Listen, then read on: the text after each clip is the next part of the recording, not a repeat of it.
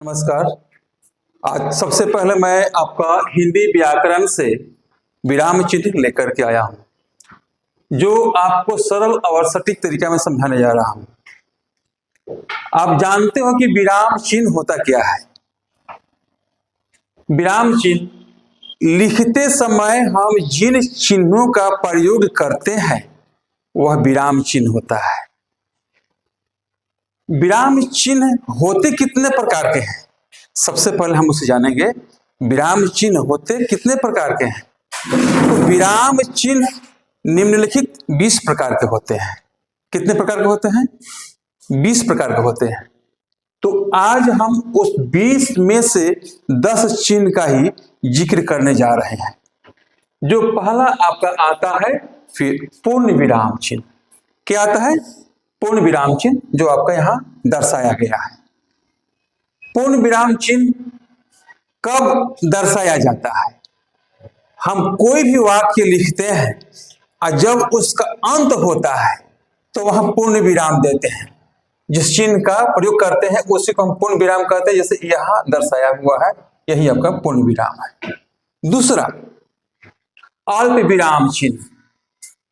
अल्प विराम चिन्ह हम कहां दर्शाते हैं, कहां प्रयोग में लाते हैं? हम जिस चिन्ह का प्रयोग करते हैं कोई भी वाक्य लिखते समय थोड़ी देर के लिए या किसी वस्तु को अलग अलग दिखाने के लिए, वहां पर हम अल्प विराम का प्रयोग करते हैं, जो आपको यहां दर्शाया गया है। इसे ही अल्प विराम चिन्ह कहते हैं। तीसरा आपका आता है अर्ध विराम चिन्ह। अर्ध विराम चिन्ह जो आपको यहां पर दिखाया गया है, दर्शाया गया है, आप उसको भली भांति पहचान सकते हो। अर्ध विराम चिन्ह का प्रयोग कहां करते हैं? जो हम वाक्य लिखते हैं और वाक्य का अंत में जो पूर्ण विराम चिन्ह देते हैं उससे थोड़ा सा पहले हम अर्ध विराम का चिन्ह देते हैं। जैसे रात बीती सवेरा हुआ, यहां पर आपको दर्शाया गया है पूर्ण विराम। वह खाना खा रहा है तो वहां पर आपको पूर्ण विराम चिन्ह दर्शा दिया गया है। लेकिन यहां पर जो आपसे जिसका प्रयोग किया गया है रात बीती सवेरा हुआ, तो हमने यहां पर अर्ध विराम का चिन्ह दर्शाया है। तीसरा आता है प्रश्न सूचक चिन्ह। सीधी सी सरल भाषा में हम कह सकते हैं कि कोई भी हम प्रश्न पूछते हैं, अब उसके अंत में जिस चिन्ह का प्रयोग करते हैं वह प्रश्न सूचक चिन्ह होता है या प्रश्नवाचक चिन्ह होता है। जैसे आपका उदाहरण के तौर पर दिया हुआ है, वह कहां खेलने गया है।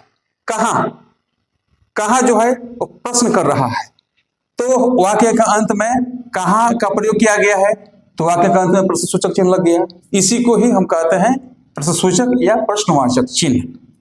उसके बाद में आपका आता है इकहरा उद्धरण चिन्ह। इकहरा उद्धरण चिन्ह का प्रयोग कब और कहां किया जाता है? किसी के कहे हुए या लिखे हुए शब्द को, जिस शब्द को बीच में रखते हैं उसको क्या कहते हैं? इकहरा उद्धरण चिन्ह कहते हैं। जैसे कि कालिदास मेघदूतम ग्रंथ लिखा, तो वह जिस चिन्ह के बीच में शब्द का प्रयोग किया गया है आपका इकहरा उद्धरण चिन्ह के मध्य में उसे रखा गया है। उसके बाद आता है दोहरा उद्धरण चिन्ह। दोहरा उद्धरण चिन्ह किसी के लिखे हुए शब्दों को या कहे हुए बात को जिस चिन्ह के मध्य में रखते हैं उन्हें उद्धरण चिन्ह या अवतरण चिन्ह कहते हैं। जैसे सुभाष चंद्र बोस ने कहा, तुम मुझे खून दो मैं तुम्हें आजादी दूंगा।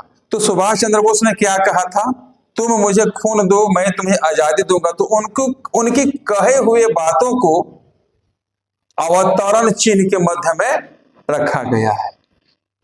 तो यहां तक आपका पूर्ण हो गया कि ये आप समझ चुके हैं कि अवतरण चिन्ह का प्रयोग हम कहां करते हैं और कब करते हैं। उसके बाद हम लिए हैं विस्मयादि बोधक चिन्ह। विस्मयादि बोधक चिन्ह आपको यहां दर्शाया गया है, दिखाया गया है, जैसे कि हर्ष, उल्लास, घृणा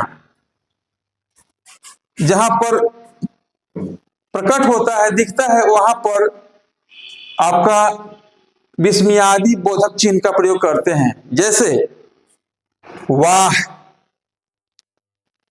क्या बात है, छी छी, शाबाश, उफ, इन शब्दों के बाद में विस्मयादि बोधक चिन्ह का हम प्रयोग करते हैं। उसके बाद हम लिए हैं योजक चिन्ह। दो शब्दों को जो चिन्ह जोड़ता है उसे क्या कहते हैं? योजक चिन्ह कहते हैं। जैसे माता पिता, भाई बहन, दाल रोटी इत्यादि। उसके बाद आता है आपका त्रुटि चिन्ह। हम कोई वाक्य लिख रहे हैं, लिखते लिखते कोई शब्द छूट गया तो वहां पर हम त्रुटि चिन्ह का प्रयोग करते हैं। कहा जैसे दिया हुआ है, वह गीत रहा है, इसमें एक शब्द छूट गया है, गा, तो आपका अंश गा छूटा हुआ है, तो हम क्या करेंगे, आपका यह जो है त्रुटि चिन्ह है, त्रुटि चिन्ह यहां पर दर्शा देंगे और उसके ऊपर जो अंश आपका छूटा हुआ है लिख सकते हैं। उसके बाद आपका लिया गया है लाघव चिन्ह। 12 से 12 शब्द को संक्षिप्त में दर्शाने के लिए जिन चिन्ह का प्रयोग किया जाता है उन्हें लाघव चिन्ह कहते हैं। जैसे प्रोफेसर, प्रोपराइटर, डॉक्टर, यहां पर दर्शाया गया है। आज का इतना ही, मैं आज विराम देता हूं। धन्यवाद।